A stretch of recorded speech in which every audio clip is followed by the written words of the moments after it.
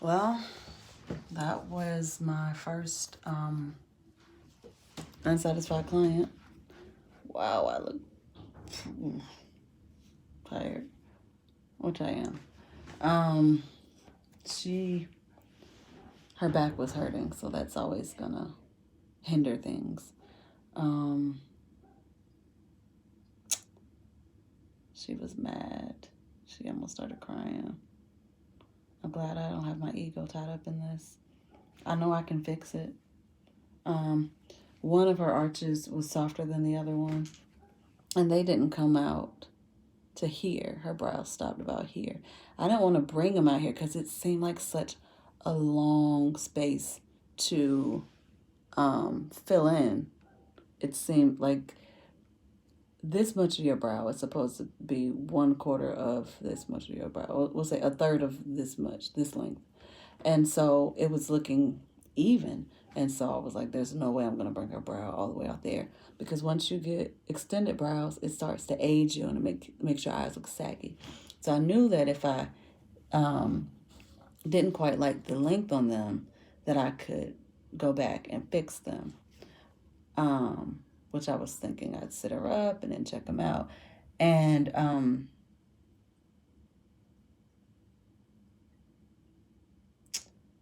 just thought about what her husband might say. He told her that her doing this was a midlife crisis thing.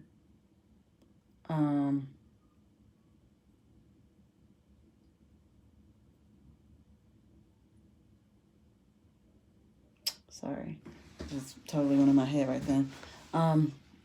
So yeah, I know I can, like, it's, and then the head of her brow, she thinks it's supposed to be as full as the rest of it, so we can go in and add some more strokes. But honestly, I was trying to get her out of here because she was in such pain. She just started working out, and the aftercare does not allow for exercise because you're gonna sweat. So she hadn't thought about that, and so she was upset because she's gonna sweat her brows off. So that sucks. But I'm okay. Just I just need to analyze what I can do better next time. It's not like I messed her face up. It's not like I messed her brows up. She just needs a couple strokes in here. She needs a couple strokes up here. And then she needs to have this lengthened.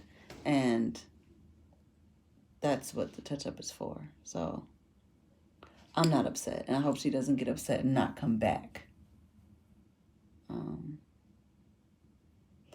And she says she doesn't see why it took all day. I'm like, let me show you all these tiny strokes that I had to stare in between your eyebrow hairs to find, because after I made them, they're invisible, and she was bleeding all over the place.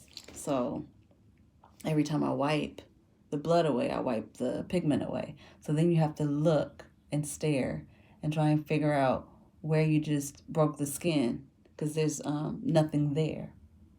So I have to like turn, look from different angles and find it, implant the pigment, let it dry, then go to the other eye and do the same thing. And hopefully when I wipe it this time, there's pigment in there, which there wasn't a lot of the time. And when I do go over it, the blood would come out. So, I mean, the blood would, come out, so push the pigment out. So I have to do it again. That's why it took all day. So,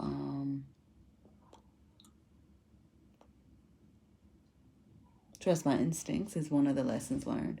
Trust my instincts. I kept thinking they were looking short, but a few of them I've made too long.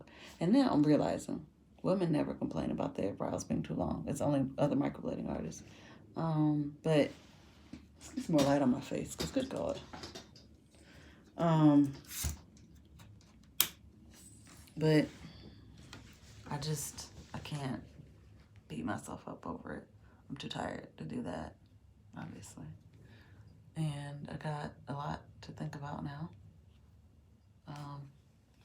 Not working out of here anymore. So, gotta get my plan together.